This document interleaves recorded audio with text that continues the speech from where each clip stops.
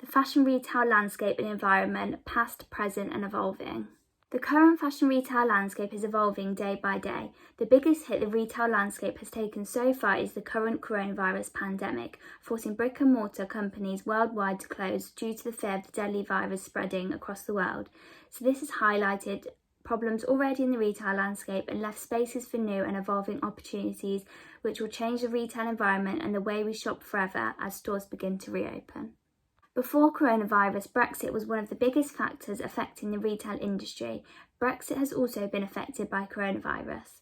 The British fashion industry relies on international trade and have made no secret that they want to remain in the EU. Retailers and manufacturers would have to pay to trade with the EU if we did leave, and clothing and footwear sectors alone would cost an extra £1 billion per year. Also before coronavirus, we saw a bigger transition from brick and mortar to online. The global online fashion market was worth $533 billion in 2018 and is predicted to grow to $872 billion by 2023. As British high streets decline, retailers are relying more on digital strategies to survive.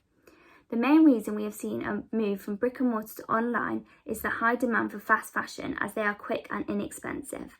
From May 2015 to April 2019, Pretty Little Thing, which is one of the biggest fast fashion brands online, their search volume grew by 238%. A case study supporting the brick and mortar to online transition is Boohoo has bought Oasis and Warehouse's online business as their stores go into administration. This shows that online was rising before coronavirus, and Boohoo believes any online business will be successful, with 40% of consumers spending longer online.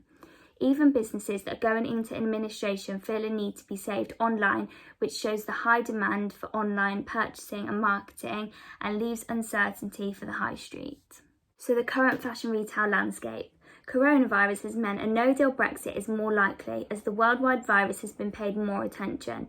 The British economy is collapsing due to shops having to close for 3 months and only just getting back up and running. There is question as to whether leaving the EU is a good idea, considering we trade internationally, especially in the fashion industry. This could be a good thing for the retail industry, with businesses already struggling and they do not want to be paying for trade on top of this.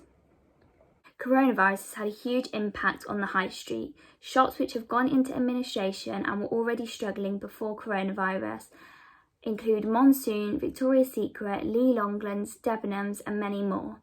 As shops reopen, there are fears the high street and the way we shop will never be the same as online shopping convenience increases.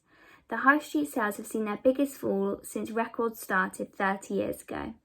It is estimated that the retail sector will see 20,620 store closures this year, which is up from 16,000 in 2019, resulting in 250,000 job losses, claims the Centre for Retail Research.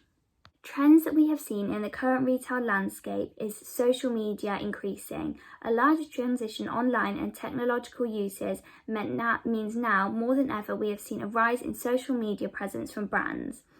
Research conducted by Kantar found that 92% of the population did not think brands should stop advertising through the crisis.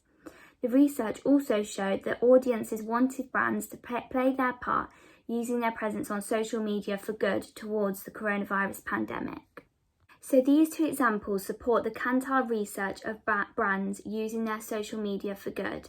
So the first example is the brand Crocs, which are donating clogs to the NHS frontline workers in a response to the pandemic, and also Gymshark, the sportswear brand, supporting personal trainers who are self-employed by asking for their name, phone number, etc. in order to get their name out there for people who may want to have personal trainers virtually.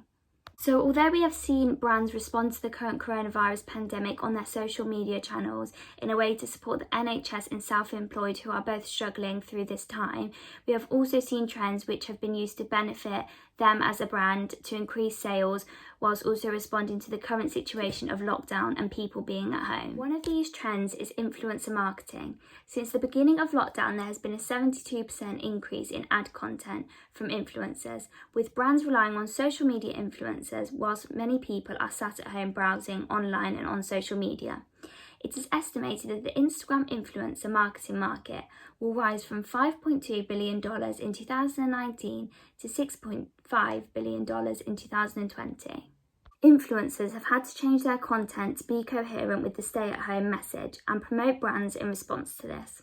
An example from a Tribe report that I found, which explains why some brands have thrived during coronavirus, is that Saint Tropez, the fake tanning brand, has updated their campaign on at-home tanning routines from influencers not only listing brick-and-mortar retailers where the products can be purchased, but also their e-tailers online. So Instagram influencers have tailored their posts to at-home scenery and promoting the stay-at-home message relating to coronavirus. These are two quotes which I've picked out of the Tribe report, which explains that consumers have taken a leap forward into online shopping, such as throughout the pandemic as stores closed down, and digital consumption and brands have responded, such as through influencer marketing, tailoring their content to at home. This leads on to social media influencers and brands which have had to consider what their audiences follow them for, such as if the answer is clothing, then what are their audiences going to be wearing now?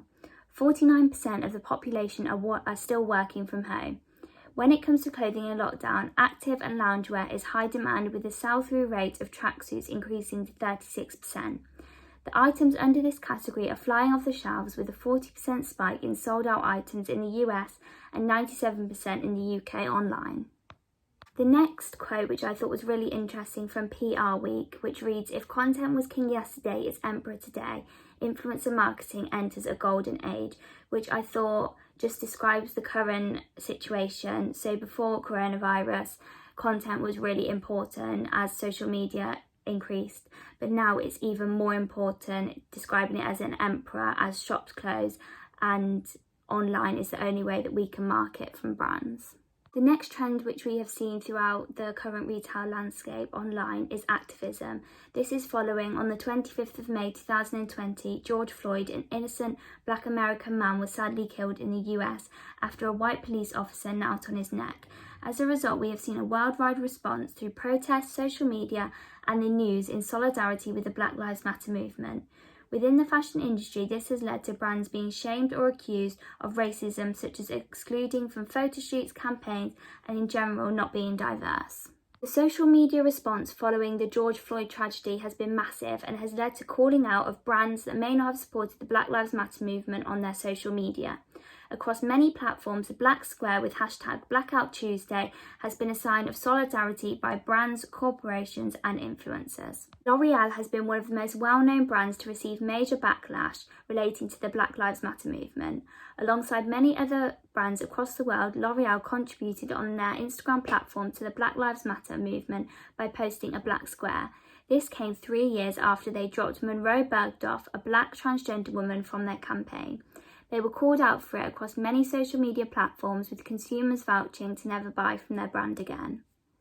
Many consumers also said that they were just following a social media trend rather than actually supporting the movement.